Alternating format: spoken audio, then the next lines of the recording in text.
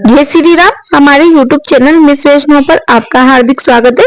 मैं आपके लिए लेकर आई हूँ कि जो धरती माता की कहानी का नित्य नियम होता है उसका उद्यापन किस प्रकार से किया जाता है, यानी कि उसके उद्यापन में हमें किन किन सामग्रियों की आवश्यकता होती है।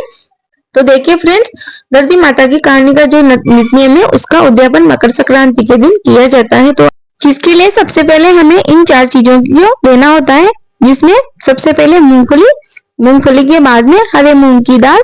यदि आपके पास दाल ना हो तो आप यहाँ पर हरे मूंग भी रख सकते हो। उसी के साथ ही हमें लेने होते हैं चावल। चावल के साथ ही हमें तिल से बनी हुई कोई भी मिठाई लेनी होती है। तो इन चारों चीजों को आप अपनी श्रद्धा के अनुसार ले ले, ज्यादा या कम संख्या वो आपके ऊपर डिपेंड करती है। तो आप इस प्रकार से इन चारों चीजों को पात्र में भर ले।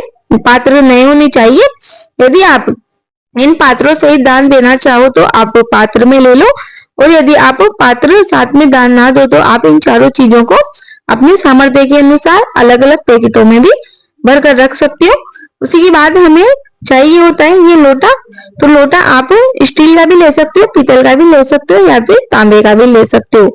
लेकिन जहां तक हो सके वहां तक हमें पीतल या तांबे का ही लोटा लेना चाहिए। उसी के बाद में आते हैं सुहाग के सामान। तो सुहाग के सामान में आपको एक बात का विशेष ध्यान रखना है कि जो चूड़ी और रुमाल और कंघी होती है वो हमें हरे रंग की ही लेनी होती है। उसी के अलावा और जो अन्य सामग्री है वो तो आप देख ही रहे हो किस प्रकार से लेनी होती है। तो आप इन सुहाग के सामानों की संख्या को 5, 7, 11, 21 यानी कि अपनी श्रद्धा के अनुसार रख सकते हो। लेकिन कम से कम आपको 5 या 7 सुहाग के सामान तो अवश्य ही रूप से रखना चाहिए। साथ में ये लोटा। सभी वस्तुओं के साथ ही हमें साड़ी लेनी होती है। ध्यान रहे साड़ी हरे रंग की होनी चाहिए। तो आप यदि साड़ी पहनते हो तो आप साड़ी ले लो, या फिर सूट पहनते हो तो आप हरे रंग का सूट भी ले सकते हो।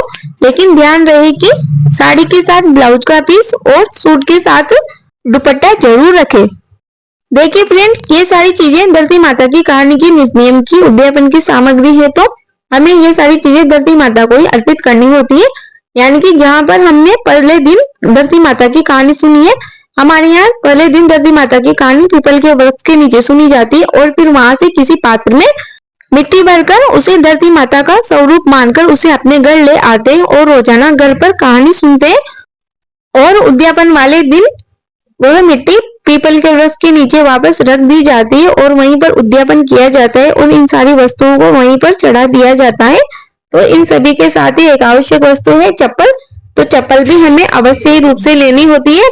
जहां तक हो सके आप हरे रंग की चप्पल लो। साथ में दक्षिणा अवश्य रखें। दक्षिणा में आप आपकी श्रद्धा अनुसार पैसे रख सकते हो। दक्षिणा रखने से क्या होता है कि फ्रेंड जो हमारी कमी होती है उसकी पूर्ति हो जाती है। तो आप यहाँ पर देख सकते हो चप्पल, हरे रंग की साड़ी या सूट, 5 सुहाग की वस्तुएं, लोटा। लोटा पीतल का हो तो बहुत अच्छा है। उसी के साथ ही मूंगफली, मूंग की दाल, चावल और तिल्ली से बनी हुई कोई भी मिठाई। तो ये सारी चीजें हमें धरती माता की कहानी के नियम के उद्यापन में चाहिए होती है।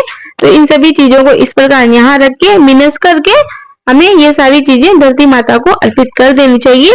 वहां पर फिर इन वस्तुओं को कोई भी पंडिताइन या फिर कोई भी आपसे बड़ी स्त्री इनको उठा सकती है, जैसे कि सास, ननद या फिर आपकी जेठानी वगैरह, कोई भी इन सब वस्तुओं को उठा सकती है। मुझे उम्मीद है आपको यह वीडियो अवश्य उपयोगी लगी होगी। यदि आपको यह वीडियो थोड़ी ही उपयोगी लगी हो तो प्लीज वीडियो को लाइक करें, शेयर करें, कमेंट बॉक्स में जय श्री राम अवश्य लिखिए।